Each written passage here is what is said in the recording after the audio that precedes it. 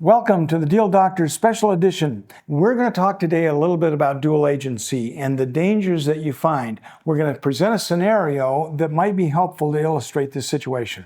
Now here's going to be a simple short video on dual agency taking place in an open house and what not to do. Hi, welcome to my real estate open house. Are you represented by a real estate agent? No, I don't think so. Great. I need you to sign this property showing agreement. What? The property showing agreement. Okay. I really need to understand one thing though. Are you pre-qualified? And how much are you going to put down for a down payment? I don't know. What do you think about the home? Do you like it? That's beautiful. Great. I'm going to represent both of you. Huh? It's okay. Just come on in and sign this dual agency disclosure form. I'll take care of the rest. Oh, okay. All right. Well, let's start and review what we just saw here. Now, one of the first things that you noticed was the open house agent was asking whether the client was represented by a real estate agent. And the response was, no, I don't think so. And the agent's response was, great. That might not be the best response initially.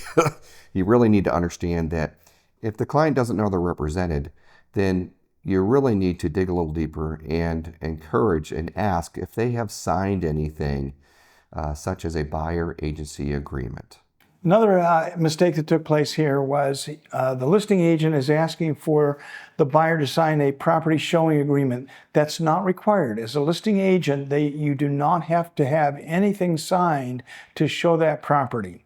Third thing was the agent asking the client, are they pre-qualified and how much they want to put down for a down payment. That is really confidential information that would probably be more appropriately addressed once under a buyer agency agreement is signed.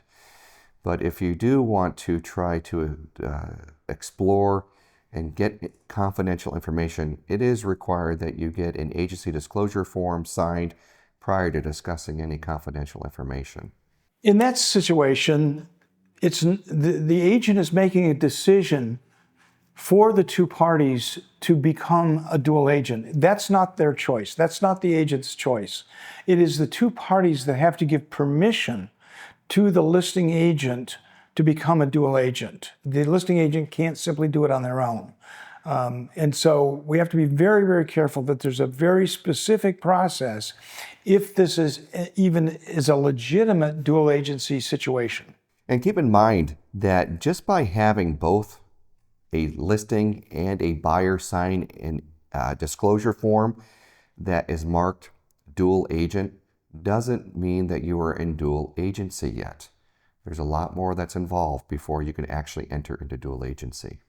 Just very quickly, there are a number of documents. You have to have a listing contract signed, a buyer's agency contract signed, disclosures regarding agency relationship for both of those relationships. And then if they get permission, give permission to the agent to be a dual agent, you have to have new disclosures that the agent is working as a dual agent and a dual commission arrangement signed.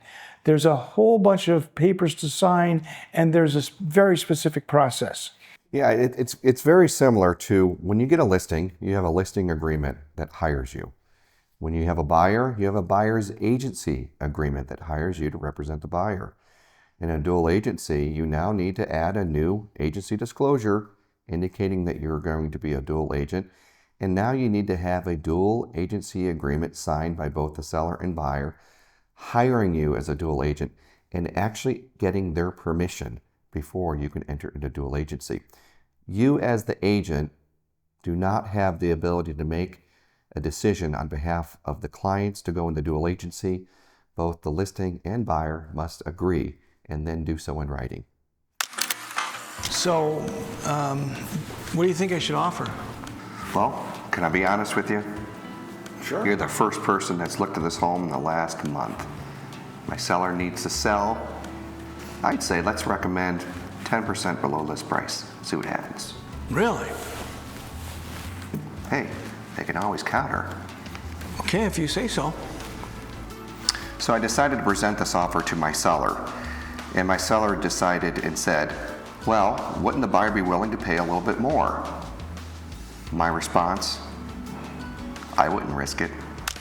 Here, the agent has violated dual agency in that the agent has provided information that is detrimental to the other party by suggesting that this buyer write an offer 10% below the asking price. That's not in the seller's interests, is it?